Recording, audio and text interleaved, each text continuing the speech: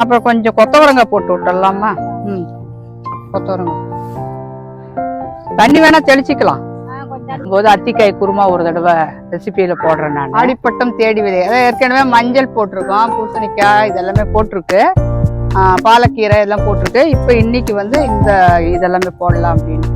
இப்ப காய்கறி விதை போடுறதுக்கா இதுல போட்டுடுறீங்களா? எல்லாம் இல்ல இருக்கட்டுமா? இன்னைக்கு என்னென்ன விதை வாங்கியிருக்கு? இது சிறுகீரை, பாவக்காய், பீக்கங்காய், பீன்ஸு, முள்ளங்கி, கொத்தவரங்காய், இது சிகப்பு புளிச்சக்கீரை, தக்காளி, பாலக்கீரை, கத்திரி நாட்டு விடுறது, கத்திரி விதை. இந்த இது சாப்பிட்டு பாருங்க. இது அப்படியே தோலோட எப்படி இருக்கு? இது இந்த ஸ்வீட் லைம்னு சொல்லுவாங்க. ஆரஞ்சு வாசமும் வரும், எலுமிச்சையும் வாசம் வரும். அப்படியே தோலோட சாப்பிட்றதுதான் ஸ்வீட் லைம்.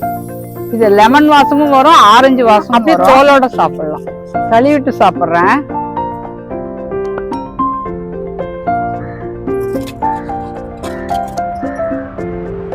ஹாய் ஃப்ரெண்ட்ஸ், இன்னைக்கு லெமன் ஸ்வீட் லெமன் அறுவடை பண்ணலாமா? காய் 7-8 காய் விட்டுருக்கு, அதை கட் பண்ணலாம். இப்ப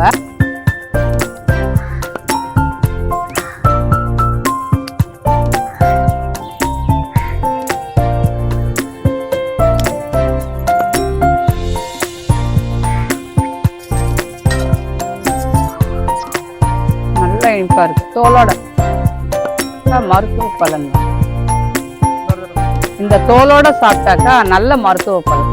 இனிப்பும் இருக்கு, அதனுடைய அந்த தோலினுடைய லைட்டா அந்த ஒரு கசப்பு நல்லா இருக்கு. ஆரஞ்சு வாசம் வித் லெமன் ரெண்டுமே கலந்தது, ஸ்வீட் லைம்.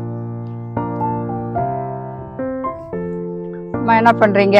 விதை போட போறீங்களா இன்னைக்கு? சரி, இது இந்த மாதிரி நீளம்.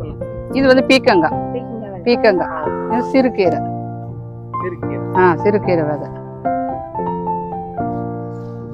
ஆடிப்பட்டம் தேடி விதை, ஆடிப்பட்டம் தேடி விதை, அதாவது ஏற்கனவே மஞ்சள் போட்டிருக்கோம், பூசணிக்காய் இதெல்லாமே போட்டிருக்கு, பாலக்கீரை இதெல்லாம் போட்டிருக்கு. இப்ப இன்னைக்கு வந்து இந்த இதெல்லாமே போடலாம் அப்படின்னு கொத்தி விட்டுருக்குது. இப்ப வந்து விதை போட்டு விட்டுடலான்ட்டு தெளிச்சு வரும். அதுக்குதான் இப்ப அடிச்சு விட்டுக்கலாமா? சரி சரி. நம்ம அந்த கொடி வர்றது எல்லாமே அந்த பந்தல்ல போட்டுக்கலாம். பாவை, பீக்கங்காய் ஓரமா வெட்டி விட்டுடலாமா? சரி, அப்ப நம்ம காய்கறி இது இந்த இது கொத்தவரங்காய், முள்ளங்கி,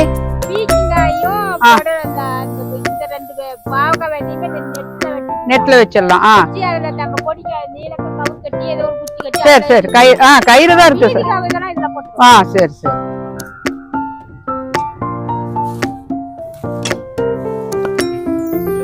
அதுக்குதான் தண்ணி எடுத்து விட தான் போட்டு வச்சிருக்காரு.